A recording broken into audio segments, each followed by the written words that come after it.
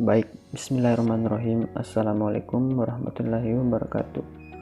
Salam sejahtera untuk kita semua. Mudah-mudahan kita selalu dalam lindungan Allah Subhanahu wa Ta'ala. Baik, perkenalkan, nama saya Muhammad Asghaf Jasman dari Pendidikan Teknologi Pertanian, Fakultas Teknik Universitas Negeri Makassar.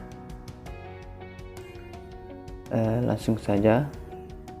Di sini saya akan membahas tentang pengelolaan wilayah pesisir dan laut secara terpadu, yang diantaranya adalah problem atau masalah dan objektif serta pengelolaan sumber daya pesisir dan lautan menurut DKP 2022. Maksud saya 2002. Baik, kita melangkah pada permasalahan pertama.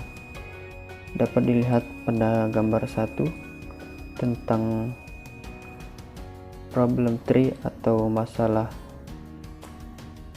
pohon masalah pengelolaan wilayah pesisir dan laut secara terpadu, di mana ada direct causes atau penyebab tidak langsungnya, di antaranya meningkatnya pemukiman di kawasan pesisir. Kedua, tak jelasnya kewenangan dan peraturan hukum, tak adanya koordinasi dan komunikasi. Yang ketiga, penguasaan sumber daya oleh kaum pemodal kuat. Yang keempat, kurangnya kesadaran dan law enforcement atau penegakan hukum. Selanjutnya, direct causes atau penyebab langsungnya, di antaranya seperti pertumbuhan penduduk sangat pesat, konflik pemanfaatan dan kewenangan sumber daya pesisir. Yang ketiga, kemiskinan masyarakat Kepulauan Seribu. Keempat, tak tegasnya peraturan dan hukum laut. Selanjutnya kita melangkah ke masalah inti, yaitu eksploitasi sumber daya pesisir yang dapat mengakibatkan atau berefek degradasi lingkungan, meningkatnya konflik pemanfaatan dan kewenangan. Yang ketiga itu hasil tangkapan, penerimaan menurun, kesejahteraan masyarakat juga menurun, ketidakpastian hukum dalam pengelolaan, dan yang terakhir intrusi air laut, tenggelamnya pulau-pulau kecil di Kepulauan Seribu. Seperti itulah tadi permasalahan tentang pengelolaan wilayah pesisir dan laut secara terpadu. Nah, selanjutnya kita akan melangkah ke objektif tree atau pohon objek pengelolaan wilayah pesisir dan laut secara terpadu, di mana ada upaya intervensi tidak langsung, di antaranya seperti program keluarga berencana, penataan pemukiman di kawasan pesisir yang saling berhubungan dengan meningkatnya pemukiman di kawasan pesisir.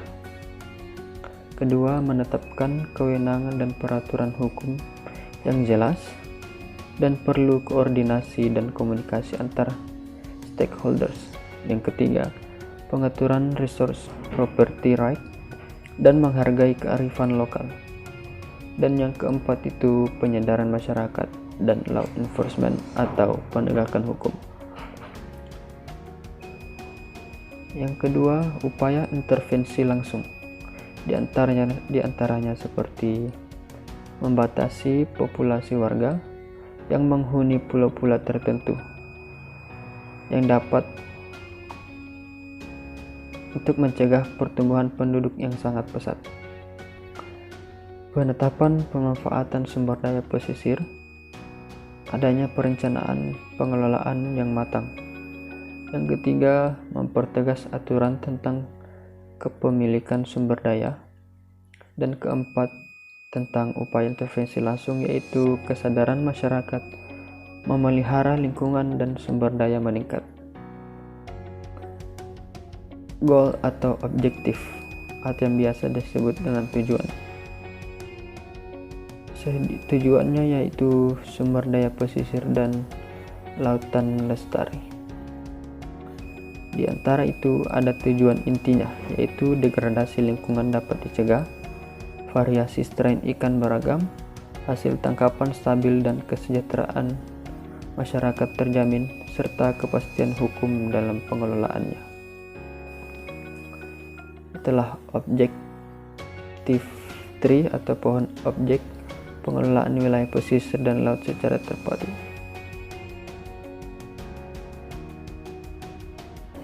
Dapat dilihat pada gambar ketiga, di mana ada kelembagaan pengelolaan sumber daya pesisir.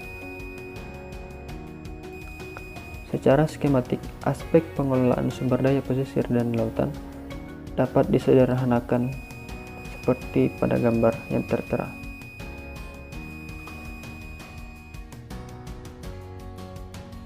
Gambar yang tertera ini adalah pengelolaan sumber daya pesisir dan lautan menurut DKP 2002. Di antaranya ada koordinasi dalam PWPLT, di antaranya ada Bapeda, kabupaten atau kota, Dinas Perikanan dan Kelautan, dinas yang terkait lainnya. Selanjutnya ada PWPLT, kawasan pesisir dan gugus pulau, atas dasaran Perda atau SK Bupati. Meningkat ada di atas koordinasi dalam PWPLT kabupaten atau kota. Di antaranya ada Bapeda, kabupaten atau kota, Dinas Perikanan, Kelautan, dan dinas-dinas terkait lainnya. Menuju PWPLT Kabupaten Kepulauan Seribu, menuju DPRD Kabupaten atau Kota, dan terakhir menuju Perda atau Peraturan Daerah. Naik satu tingkat di atas ada koordinasi dalam tim PWPLT daerah provinsi. Di antaranya ada Bapeda Provinsi, Dinas Perikanan dan Kelautan, pengelola Taman Laut, Dinas Perhubungan, Dinas Pariwisata, dan dinas-dinas yang terkait lainnya. Menuju PWPLT Pesisir Provinsi, menuju DPRD Provinsi, dan terakhir menuju Perda. Naik satu tingkat menuju koordinasi dalam tim PWPLT untuk pemulihan terumbu karang dan mangrove, di mana ada Departemen Kelautan dan Perikanan, Departemen Dalam Negeri, Departemen Kehutanan, Departemen Perhubungan, dan lain-lain sebagainya. Menuju konsep PWPLT dalam tataran nasional yang saling berkaitan dengan PWPLT Pesisir Provinsi. Menuju peraturan pemerintah. Nah, itulah tadi beberapa pemaparan tentang problem 3 atau pohon masalah tentang pengelolaan wilayah pesisir dan laut secara terpadu. Objektif 3 atau pohon pengelolaan pohon objektif pengelolaan wilayah pesisir dan laut secara terpadu, dan kelembagaan pengelolaan sumber daya pesisir.